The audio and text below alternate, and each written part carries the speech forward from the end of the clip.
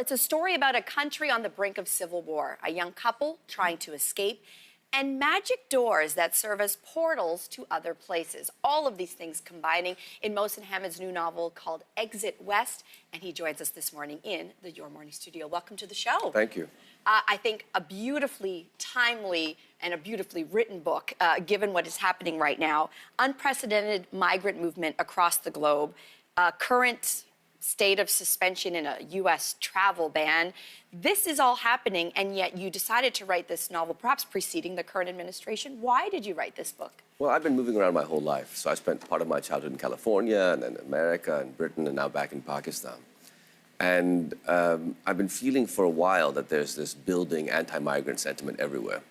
And as somebody who is so profoundly a migrant, I take it personally. And the book came out of that impulse. I want to talk about your female protagonists in the book a little bit. This is Nadia. So Saeed and Nadia, we don't know exactly where they live in the book, which I think is a beautiful part of its charm. But we do know that their city has been taken over by militants. We also know that Nadia, as you describe her, is wearing dark robes. And in fact, you respond when Saeed asks her why she is wearing these dark robes. You write, quote, she writes, rather, responds, "So men don't," for morning TV, "mess with me." You can fill in the blank there.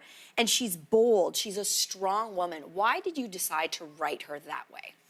Well, when I moved back to Pakistan most recently, I noticed that many women covered up in that way. And initially I thought, this was a regressive thing. But as I got to meet more people, I realized that there are all sorts of women who wear all sorts of things. One of my wife's best friends is a TV actress who wears full covering so she doesn't get noticed in public, otherwise she'd be mobbed by fans. How we dress and what we wear doesn't necessarily define who we are, and for Nadia it certainly doesn't do so.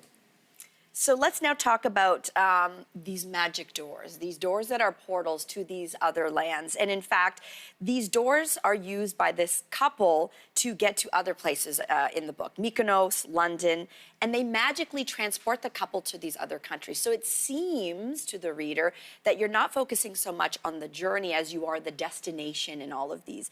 And yet when you look at the way that news portrays migrant stories, it's about that middle part. It is treacherous crossings, across the Mediterranean, for example. I mean, what was your thinking behind, well, a door makes them magically appear elsewhere?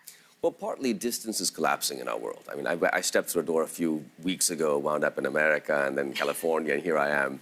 It seems almost as though that's occurring. But also, we think of the journey that migrants take and refugees take as a way of thinking that they're different from us. Like, I didn't cross the Rio Grande. I didn't cross the Mediterranean on this boat. But that's not the bulk of one's life story. The bulk of the story is what made you leave and what happens to you when you arrive. And I wanted to focus on that part of the story, not the weeks or days spent in transit. Oh, interesting. Migration obviously is a huge theme in this book. You actually describe it as a universal experience when you write, "We are all migrants through time." What does that mean? Well, I think migration is universal. So let's say you were born in Toronto 80 years ago and you've lived here your whole life. The city has completely changed. The school you went to has been paved over, your friends have dispersed and scattered, the way people look and dress has changed, and you step out of your house, it's as though you've moved. The experience of being a person living across years and decades is migration. That's very interesting. I want to talk now about I think you've described it as the failure of imagination with the way that perhaps countries or world leaders have been dealing with what some people call is the migrant crisis of this generation. What does that mean, a failure of imagination?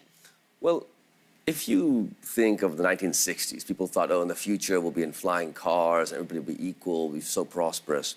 And the future looked great to people, I imagine, in Canada and North America generally. But now we think of the future and it frightens us. Like, what's going to happen? How will we meet these challenges of environmental collapse and economic decline, etc.? And because of that, we're prone to these nostalgic political visions, make America great again, or take us back to the caliphate of the 8th century. I think to resist that, it's important to come up with new ideas of what the future could look like.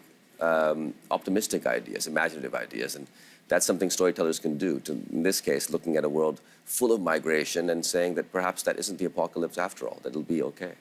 If you could have the ears of the world's leaders, I mean, some we could name, some we don't have to name, what would you say in terms of how you could foresee them handling this influx, this massive movement of people across the globe? Well, I think Canada is actually doing quite a good job for the most part. So in 200 or 300 years, people will look back at this time and think it's as strange that we discriminated on the basis of where you were born as people used to discriminate on the basis of your race or your gender or anything like that. And so we need to begin to prepare for a world where the idea that people can live where they want is going to be widely accepted.